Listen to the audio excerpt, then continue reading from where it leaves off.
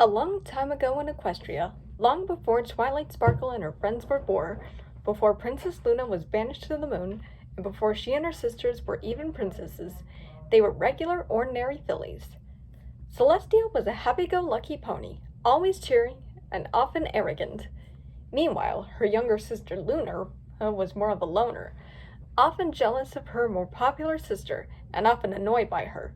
Regardless, the two sisters loved each other and cared for each other. One day, Celestia and Luna were walking down Ponyville on their way to a park where they could play together.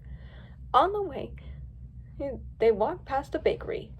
Celestia stopped and looked into the bakery window. Something caught her eye.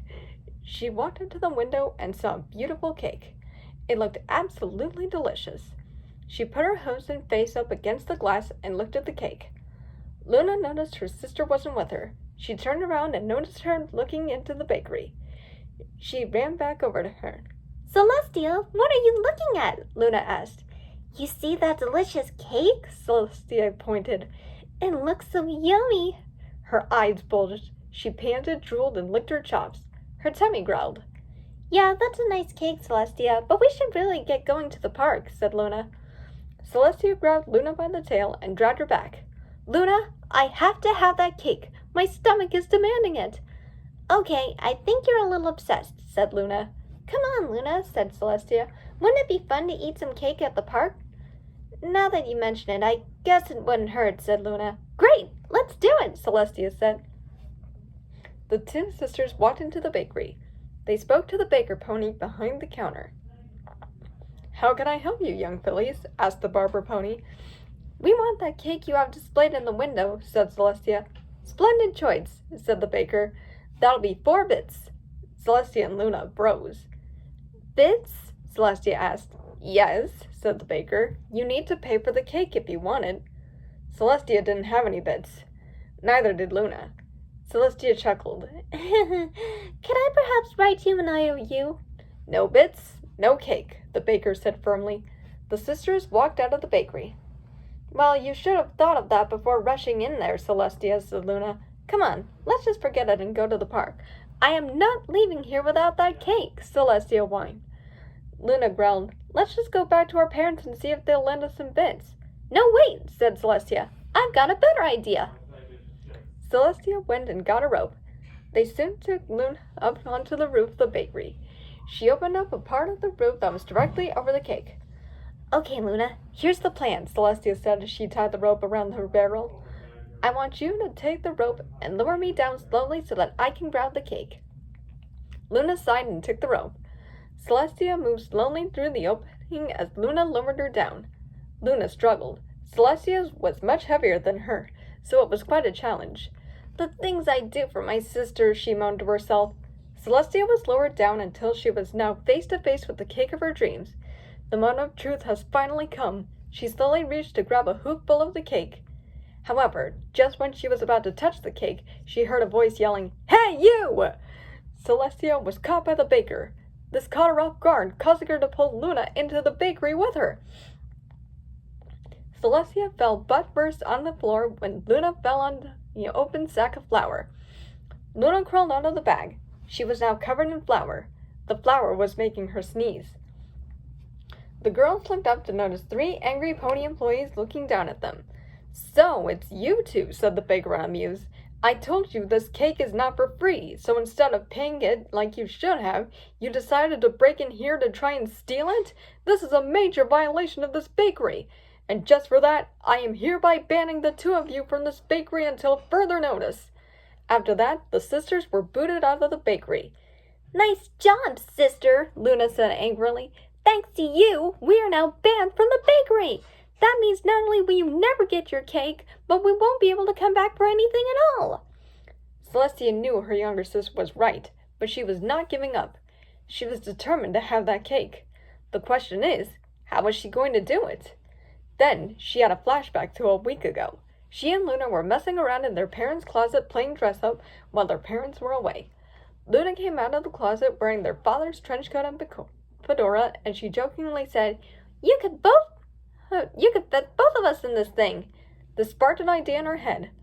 "Luna, I've got an idea," said Celestia. Here we go again, Luna groaned. Celestia went back home and got her father's trench coat and fedora plus a fake mustache. She went behind a tree near the bakery along with Luna. Okay, Luna, here's the plan, Celestia explained.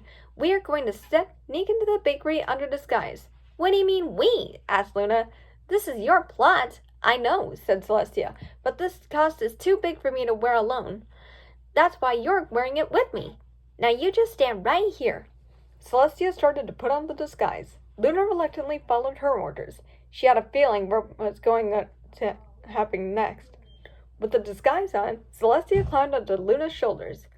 Luna strained. Celestia, you big oaf! How come I have to be on the bottom? Because this is my idea, said Celestia. Celestia, shouldn't I be on top? Luna asked. You're obviously bigger and heavier than me.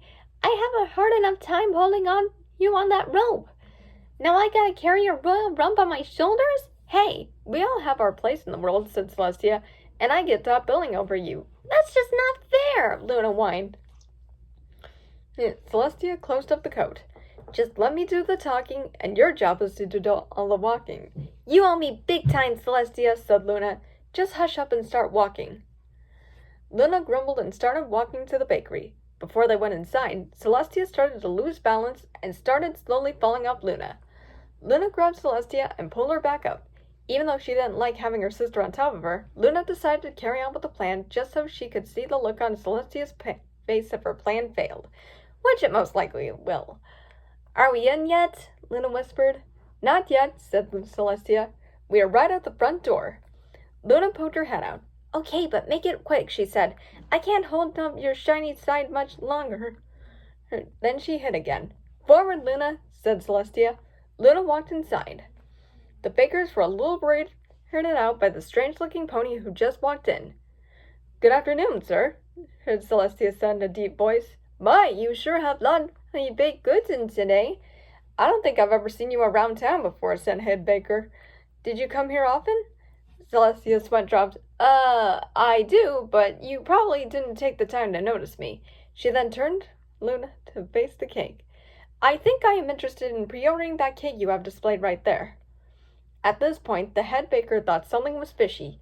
He walked over to the tall filly. You look very familiar, he said suspiciously. I think I saw a filly similar to you who was also interested in this cake. Oh, Celestia said, sweat dropping even more. Must have been a coincidence, because I have no idea what you're talking about. Underneath the coat, Luna's back was starting to give out.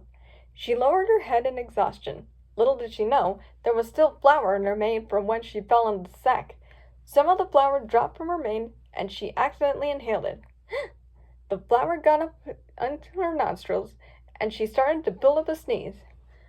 Celestia heard Luna and began to panic. She knew this would blow their cover for sure. Hey, are you okay? Celestia tried to play it cool by pretending she was going to sneeze. Yeah, I'm just gonna sneeze. She put her hoof up against her nose. Don't sneeze on the cakes, shouted the baker. Luna continued building up her sneeze. Achoo!